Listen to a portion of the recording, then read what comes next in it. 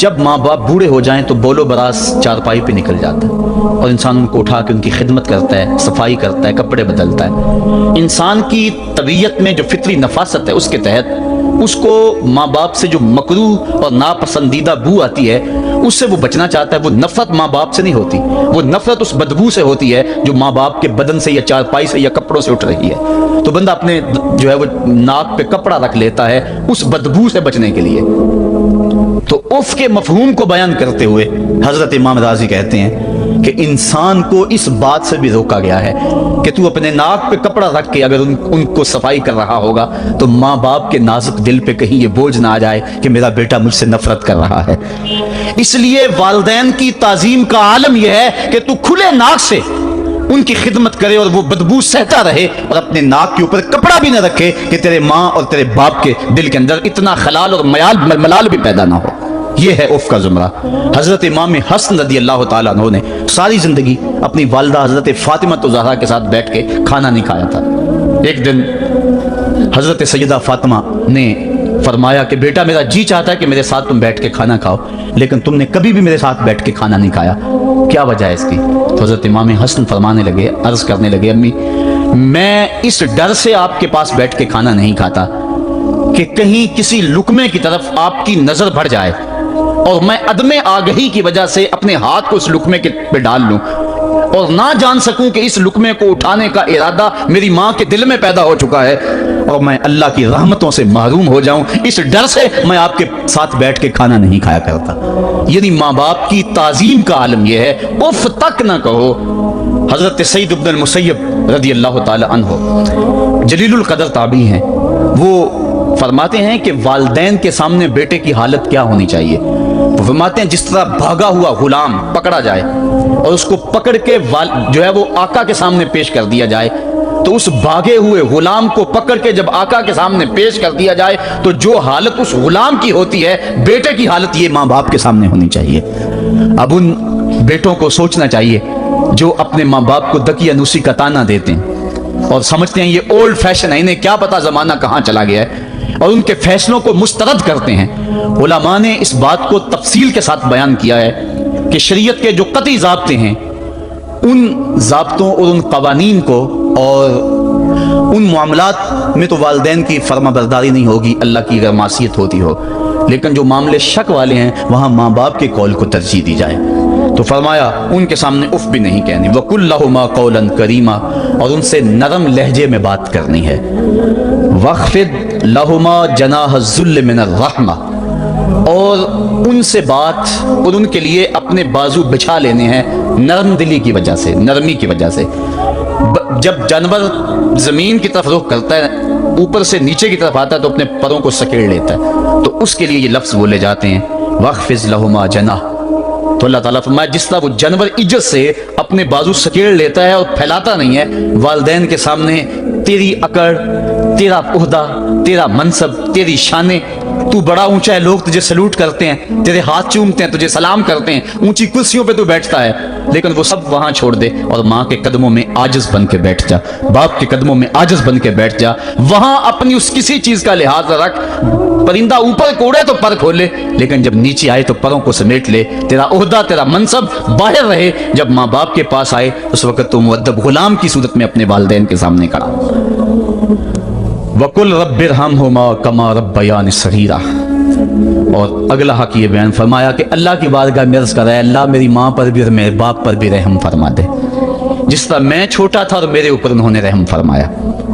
انسان ماں باپ کے حق دے نہیں سکتا، حضور نے ارشاد فرمایا کہ انسان ماں باپ کے حق نہیں ادا کر سکتا الا یہ کہ ان کو غلام پائے اور خرید کر آزاد کر دے، اس کے علاوہ کوئی صورت ایسی نہیں ہے۔ ایک شخص نے حضور کی خدمت میں حاضر ہو کے عرض کیا حضور میں اپنے والدین کی بڑی خدمت کی ہے، اس کو امام حقی نے لکھا ہے، اور جن مراحل سے میں گزرتا رہا ہوں ان مراحل سے میرے ماں باپ گزرے ہیں اور میں نے ان کی خود خدمت کی ہے۔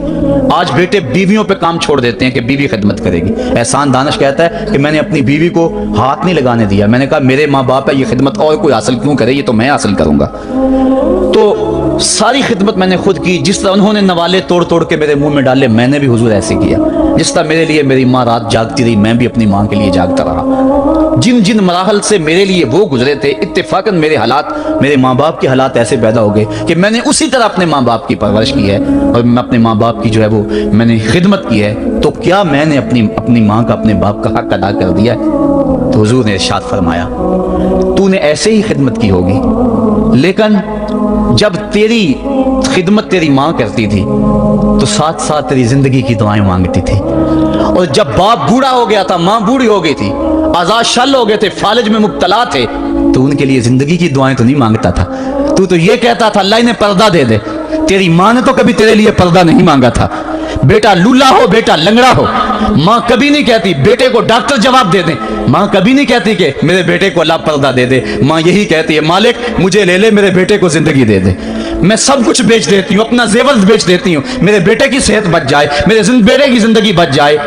ماں کی موجودگی میں کوئی کہہ بھی نہیں سکتا، باپ کے لیے تو کہہ دے، ماں کے لیے تو کہہ دے بڑی تکلیف ہے تیرے باپ کو، بڑی تکلیف ہے تیری ماں کو، اللہ کرے اب پردہ ہی عطا کر دے۔ خود نہیں کہتا تو کسی سے یہ سن سکتا ہے بندہ، لیکن ماں سن سکتی ہے کوئی کہے اللہ تیرے بیٹے کو پردہ دے دے۔ تو فرمایا جب وہ تیری خدمت کرتے تھے تو وہ تیری زندگی کی دعائیں مانگتے تھے، اور جب تو خدمت کرتا تھا تیرے دل میں ان کے پردے کی آرزو تھی۔ فرمایا تو جتنی مرضی خدمت کی ہے، ماں کی خدمت کا بدل کیسے ہو سکتا ہے؟ تو ماں باپ کی خدمت انسان کر ہی نہیں سکتا، تو پھر کیا کرے؟ عرض کرے اللہ میں تو خدمت نہیں کر سکتا، تو ان کے اوپر رحم فرما دے۔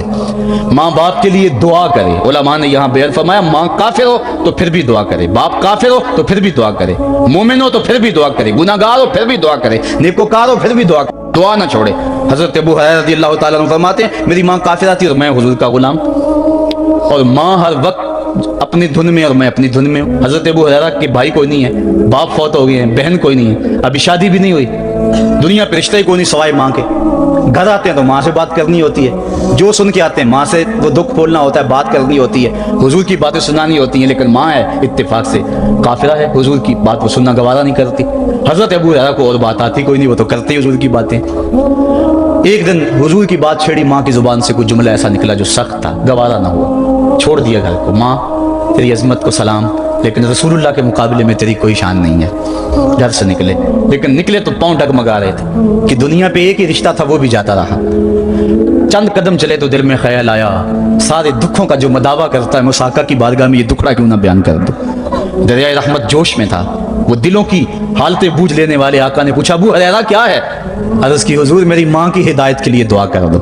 یہ کہا اور پھوٹ پھوٹ کے رونے لگے۔ حضور نے فوراً ہاتھ اٹھا دیے، اور مسلم کے لفظ ہیں اللہم اہدِ ام ابی ہریرہ، اے اللہ ابو ہریرہ کی ماں کو ہدایت عطا کر دے۔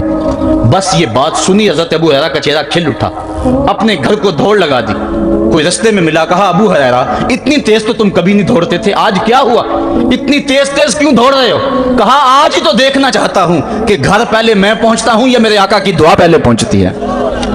حضرت ابو ہریرہ فرماتے ہیں جب میں گھر پہنچا تو دروازہ بند تھا، میں نے دستک دی، اندر سے آواز آئی بیٹا ٹھہرو میں آتی ہوں۔ کہا اس لہجے کو جان گیا، اس میں محمد کی بولی بول رہی ہے۔ کہا تھوڑی دیر کے بعد میری ماں آئی، تازہ غسل کی وجہ سے اس کے بالوں سے پانی کے قطرے ٹپک رہے تھے، اور میری ماں زنجیر کھول رہی تھی، اس کے لبوں پہ شہادت کا کلمہ جاری تھا۔ تو والدین کے لیے مغفرت کی دعا کرتے رہیں، والدین کی بخشش کی دعا کرتے رہیں۔ والدین جب دنیا پہ ہوتے ہیں تو اللہ کی رحمت کا گھنا سایہ ہوتے ہیں، لیکن جب دنیا سے چلے جاتے ہیں ان کی قبر سے بھی فیض ملتا ہے اور سکون اور طمانینت ملتی ہے۔ والدین فوت ہو جائیں تو ان کے حق ختم نہیں ہو جاتے، بلکہ حدیث میں آتا ہے 4 حق ایسے ہیں والدین کے جو مرنے کے بعد بھی اولاد کے ذمہ باقی رہتے ہیں۔ الصلاۃ، ان کے اوپر نماز جنازہ پڑھی جائے۔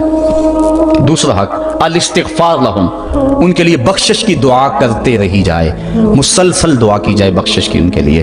اور ایک روایت میں نے پڑھا اگر کوئی بندہ اس کے والدین حالت ناراضگی میں فوت ہو گئے، والدین ناراض تھے، موقع نہ مل سکا منانے کا اور والدین فوت ہو گئے، تو حدیث میں آتا ہے کہ وہ کثرت کے ساتھ، ایک تو اپنی خالہ کے ساتھ، ماں اگر فوت ہوئی ہے تو باپ ہوئی ہے تو باپ کے بھائیوں کے ساتھ اس نے سلوک کرے، باپ خوش ہوگا۔ دوسرا کثرت کے ساتھ اپنے والد کے لیے استغفار، والدہ کے لیے استغفار کرتا رہے۔ جب کثرت سے استغفار ہوتا رہے گا تو اس کے والدین راضی ہوں گے، اللہ اس کے گناہ کو معاف فرما دے گا۔ دوسرا حق والدین کا یہ ہے استغفار لہم، ان کے لیے بخشش کی دعا کی جائے، حدیث میں آتے ہیں۔ تیسرا حق بر الاصدقاء، ماں کی سہیلیوں، بہنوں اور رشتہ داروں کے ساتھ، اور باپ کے دوستوں، بھائیوں اور رشتہ داروں کے ساتھ حسن سلوک کیا جائے۔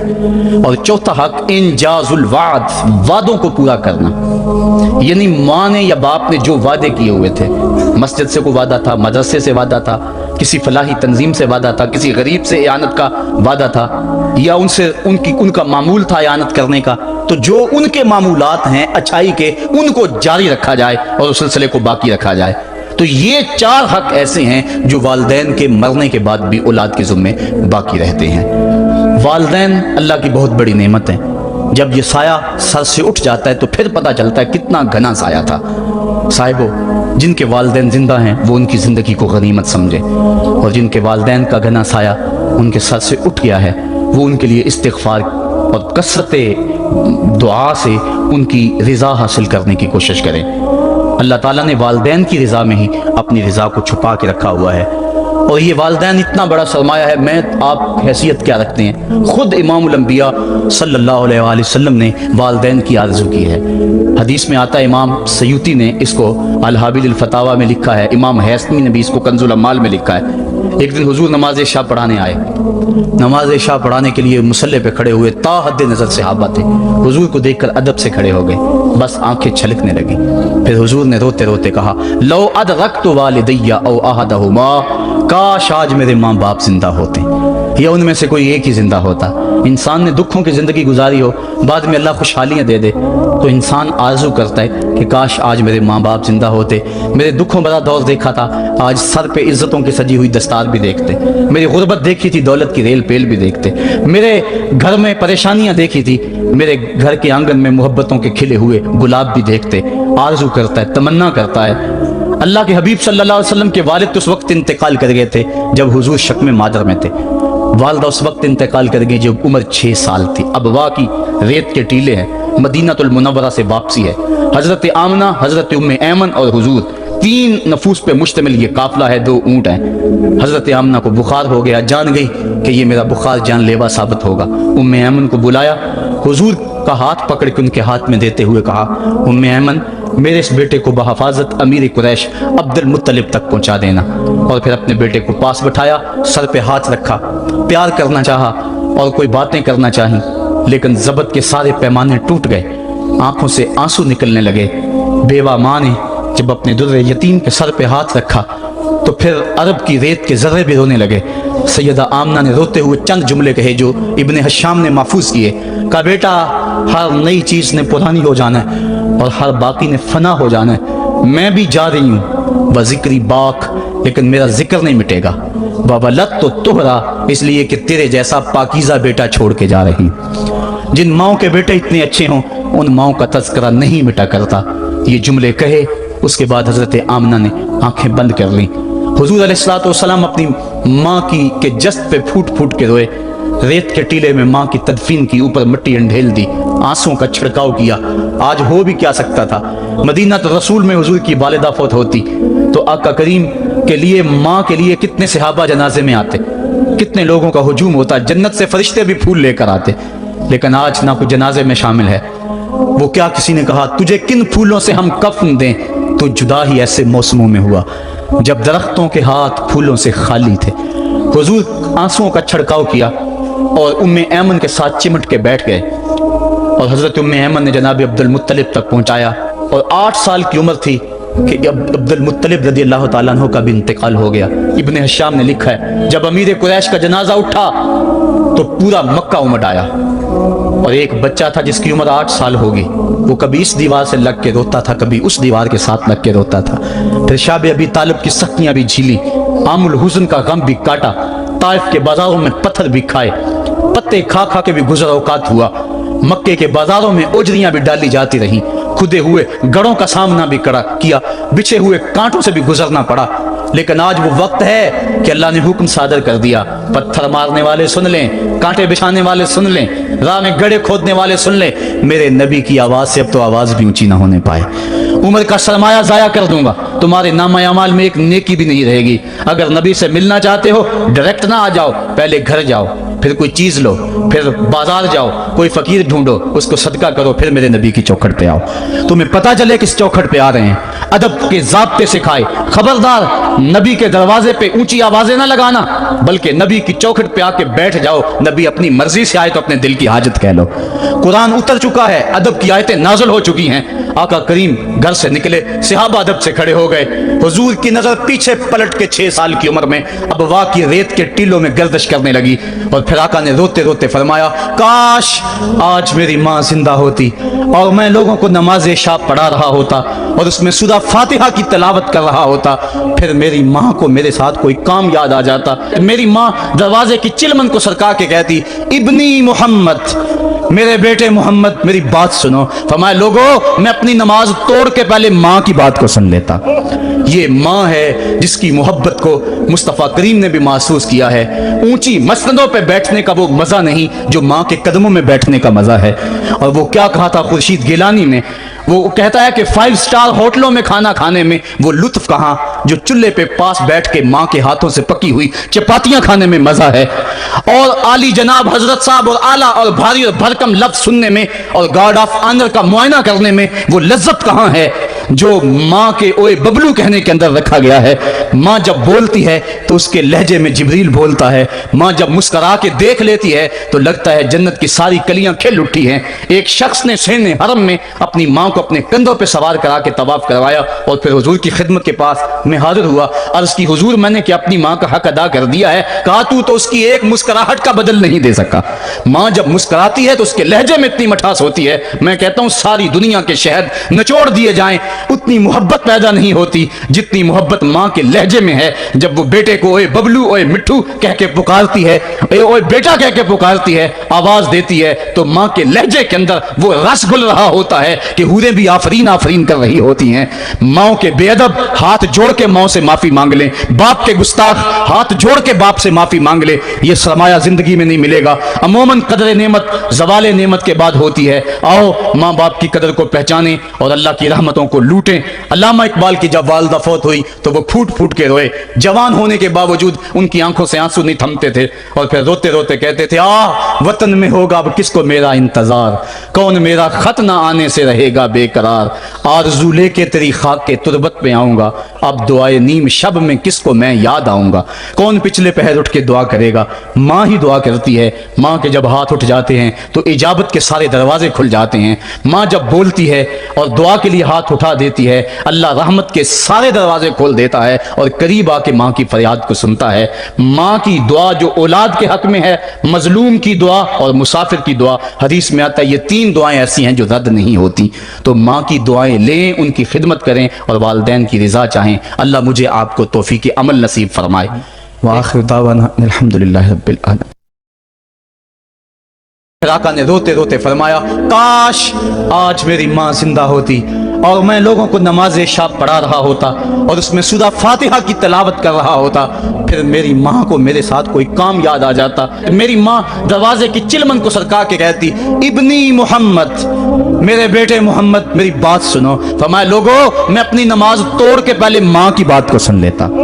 یہ ماں ہے جس کی محبت کو مصطفیٰ کریم نے بھی محسوس کیا ہے۔ اونچی مسندوں پہ بیٹھنے کا وہ مزہ نہیں جو ماں کے قدموں میں بیٹھنے کا مزہ ہے۔ اور وہ کیا کہا تھا خورشید گیلانی نے، وہ کہتا ہے کہ 5 اسٹار ہوٹلوں میں کھانا کھانے میں وہ لطف کہاں جو چولہے پہ پاس بیٹھ کے ماں کے ہاتھوں سے پکی ہوئی چپاتیاں کھانے میں مزہ ہے، اور عالی جناب حضرت صاحب اور اعلیٰ اور بھاری اور بھرکم لفظ سننے میں اور گارڈ آف آنر کا معائنہ کرنے میں وہ لذت کہاں ہے جو ماں کے اوئے ببلو کہنے کے اندر رکھا گیا ہے۔ ماں جب بولتی ہے تو اس کے لہجے میں جبریل بولتا ہے، ماں جب مسکرا کے دیکھ لیتی ہے تو لگتا ہے جنت کی ساری کلیاں کھل اٹھی ہیں۔ ایک شخص نے سین حرم میں اپنی ماں کو اپنے کندھوں پہ سوار کرا کے طواف کروایا اور پھر حضور کی خدمت کے پاس میں حاضر ہوا، عرض کی، حضور میں نے کہ اپنی ماں کا حق ادا کر دیا ہے۔ کہا، تو اس کی ایک مسکراہٹ کا بدل نہیں دے سکا۔ ماں جب مسکراتی ہے تو اس کے لہجے میں اتنی مٹھاس ہوتی ہے، میں کہتا ہوں ساری دنیا کے شہد نچوڑ دیے جائیں اتنی محبت پیدا نہیں ہوتی جتنی محبت ماں کے لہجے میں ہے۔ جب وہ بیٹے کو اوے ببلو اوے مٹھو کہہ کے پکارتی ہے، اوے بیٹا کہہ کے پکارتی ہے، آواز دیتی ہے، تو ماں کے لہجے کے اندر وہ رس گل رہا ہوتا ہے کہ حوریں بھی آفرین آفرین کر رہی ہوتی ہیں۔ ماں کے بے ادب ہاتھ جوڑ کے ماں سے معافی مانگ لیں، باپ کے گستاخ ہاتھ جوڑ کے باپ سے معافی مانگ لے، یہ سرمایہ زندگی میں نہیں ملے گا۔ अमूमन कदर नेमत ज़वाल नेमत के बाद होती है। आओ माँ बाप की कदर को पहचानें और अल्लाह की रहमतों को लूटें। अल्लामा इकबाल की जब वालदा फौत हुई तो वो फूट फूट के रोए। जवान होने के बावजूद उनकी आंखों से आंसू नहीं थमते थे और फिर रोते रोते कहते थे, वतन में होगा अब किसको मेरा इंतजार, कौन मेरा खत न आने से रहेगा बेकरार, आरज़ू लेके तेरी खाके तुरबत पे आऊँगा, अब दुआए नीम शब में किसको मैं याद आऊँगा, कौन पिछले पहर उठ के दुआ करेगा, माँ ही दुआ करती है। माँ के जब हाथ उठ जाते हैं तो इजाबत के सारे दरवाजे खुल जाते हैं। माँ जब बोलती है और दुआ के लिए हाथ उठा देती है, अल्लाह रहमत के सारे दरवाजे खोल देता है और करीब आके माँ की फरियाद को सुनता है। माँ की दुआ जो औलाद के हक में है, मजलूम की दुआ और मुसाफिर की दुआ, हदीस में आता है ये 3 दुआएं ऐसी हैं जो रद्द नहीं होती। तो माँ की दुआएं लें, उनकी खिदमत करें और वालिदैन की रिजा चाहें। और अल्लाह की नाराज़गी वालिदैन की नाराज़गी में है। जिस पे वालिदैन राज़ी हो गए समझ लो खुदा उस पे राज़ी हो गया, और जिस पे वालिदैन राज़ी नहीं हैं, चाहे वो जितने मर्जी लंबे सजदे करता रहे, उसका रब अर्श का रहमान उस पे राज़ी नहीं हो सकता।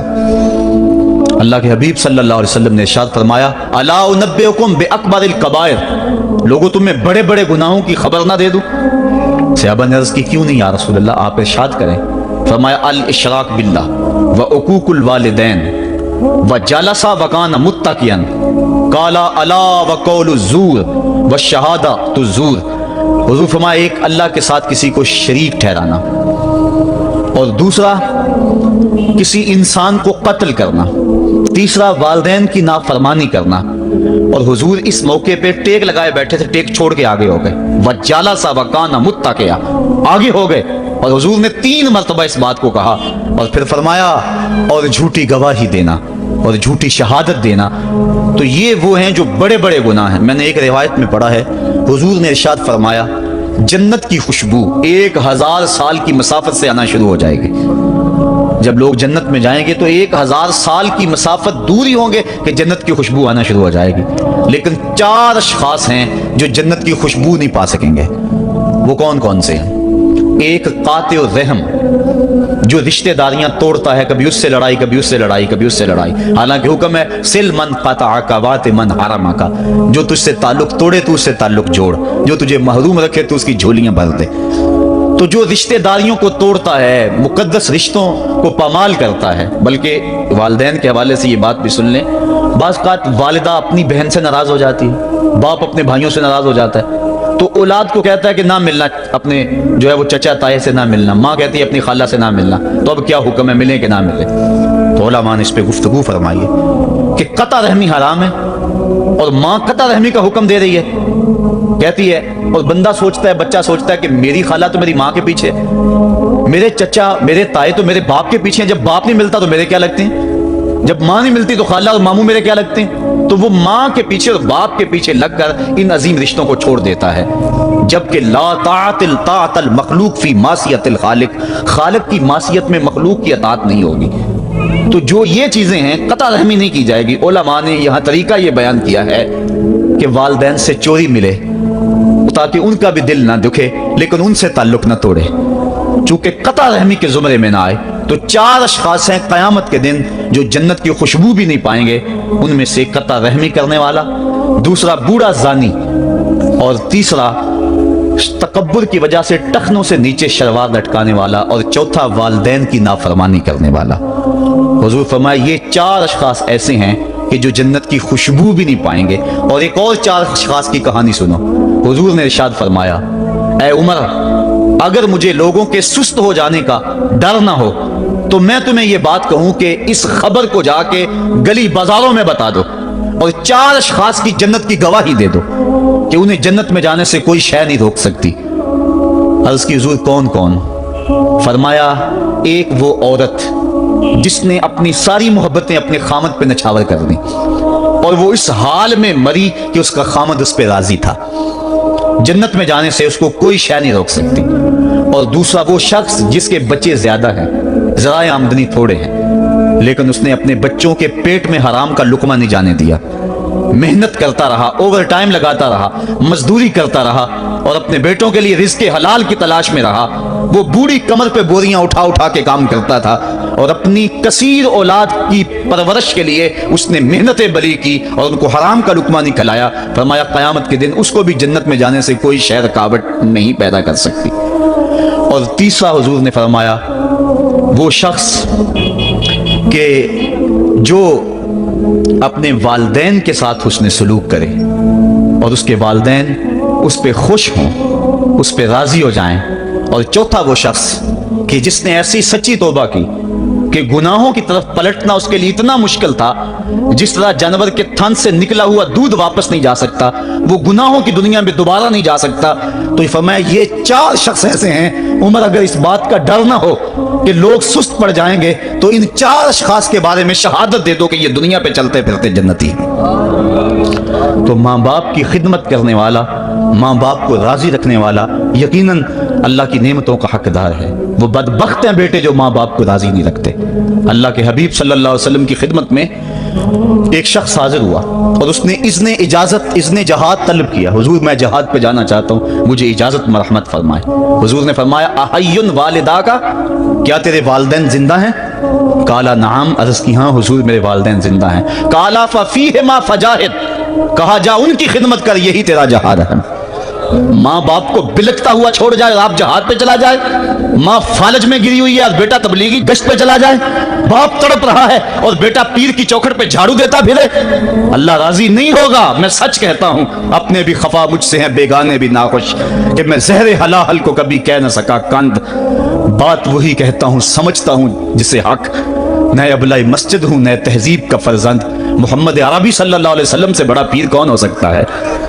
لیکن حضرت وہ ویسے کرنی نہیں آ رہے۔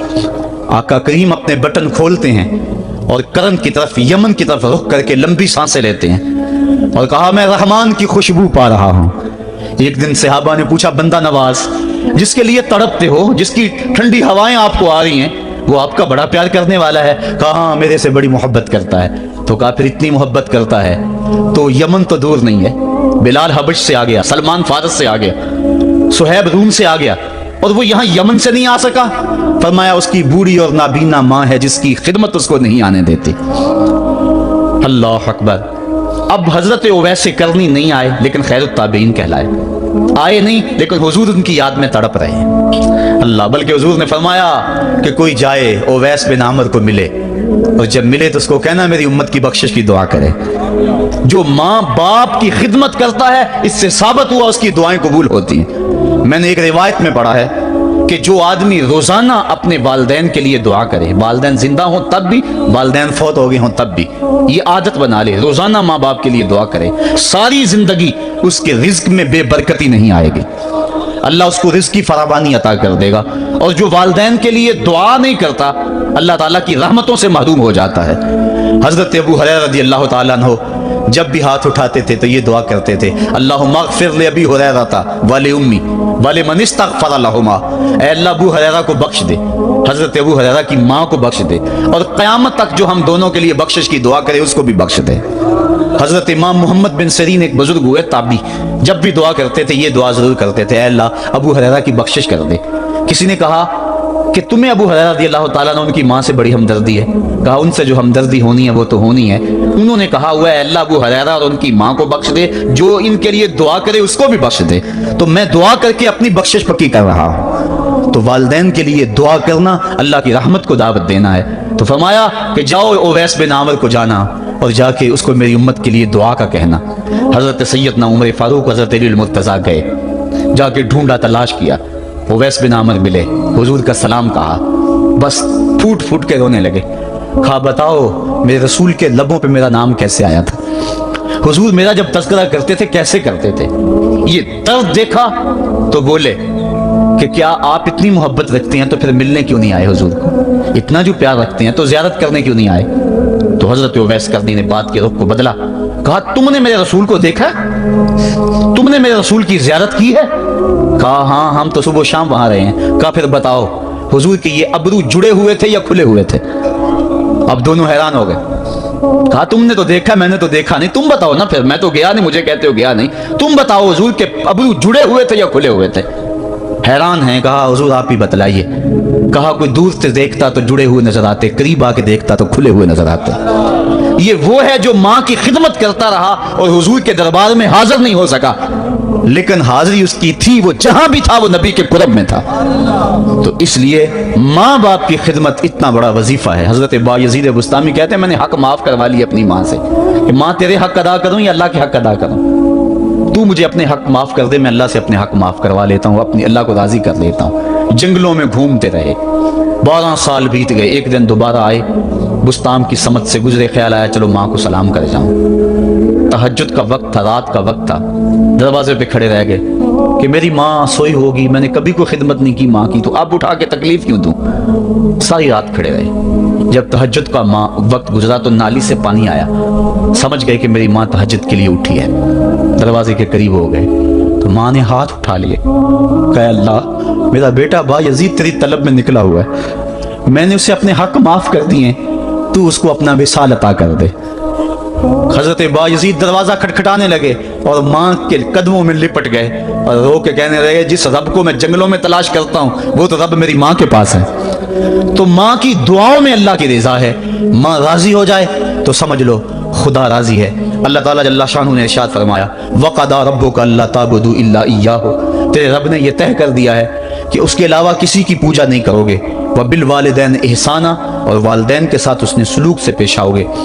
اما یبلغن عندک الکبر احدہما او کلاہما فلا تقل لہما اف ولا تنہرہما، اگر تیرے پاس دو یا دونوں میں سے ایک بڑھاپے کو پہنچ جائیں تو پھر ان کے سامنے تو نے اف بھی نہیں کہنی اور نہ ان کو جھڑکنا ہے اور ان سے نرم لہجے میں بات کرنی ہے۔ جب ماں باپ جوان ہوں، بچوں کی ضروریات پوری کر رہے ہیں، ان کے تعلیمی اخراجات اور ان کے معاشی سارے معاملات درست کر رہے ہوں، تو اس وقت تو والدین کی بچے تعظیم کرتے ہی ہیں۔ امتحان اس وقت شروع ہوتا ہے جب ماں باپ بوڑھے ہو جاتے ہیں اور چلنے پھرنے کی سخت بھی نہیں رہتی، صرف سانس کی ایک ڈوری لٹکی رہتی ہے، اور جس طرح بچہ اپنے بدن سے مکھی بھی نہیں اڑا سکتا تھا اب یہ حالت ماں باپ پر آ گئی اور بچے کی طرح مزاج چڑچڑا ہو گیا۔ زمانے کے حالات بدل گئے لیکن ماں کی باپ کی وہ پرانی روش ہے، وہ اسی انداز میں اسی ڈگر میں بات کرتا ہے۔ یہ آزمائش کے دن ہیں، یہ امتحان کے دن ہے، اب دیکھنا ہے والدین کی اس وقت تعظیم کون کرتا ہے۔ فرمایا اما یبلغن عندک الکبر، اگر تیرے پاس وہ بڑھاپے کو پہنچ جائیں، دونوں پہنچ جائیں یا تیری خوش قسمتی کہ دونوں میں سے ایک پہنچ جائیں یا دونوں پہنچ جائیں، تو پھر ان کی تو نے تعظیم کرنی ہے۔ کیا کیسے تعظیم کرنی ہے؟ فلا تقل لہما اف، تو نے ان کو اف بھی نہیں کہنا۔ حضرت امام فخر الدین رازی کے حوالے سے میں آج ہی صبح یا گزشتہ شب اف کی تشریحات دیکھ رہا تھا، انہوں نے 12-13 اقوال بیان کیے ہیں لیکن 2 قول فرماتے ہیں۔ اف یہ ہے کہ انسان کے بدن کے اوپر جو شفاف رہتا ہو، صاف رہتا ہو، مٹی پڑ جائے، ریت کا ذرہ پڑ جائے تو اس کو پھونک مار کے اس کو ہٹاتا ہے، تو وہ پھونک سے جو آواز پیدا ہوتی ہے اس کو عربی میں اف کہتے ہیں۔ تو پھر اف ہر اس چیز کے لیے منقول ہو گیا جو ناپسندیدہ ہے۔ ایک تو قول یہ ہے کہ والدین کے سامنے اس احتیاط سے رہو۔ دوسری بات آپ فرماتے ہیں اف کا مفہوم یہ ہے کہ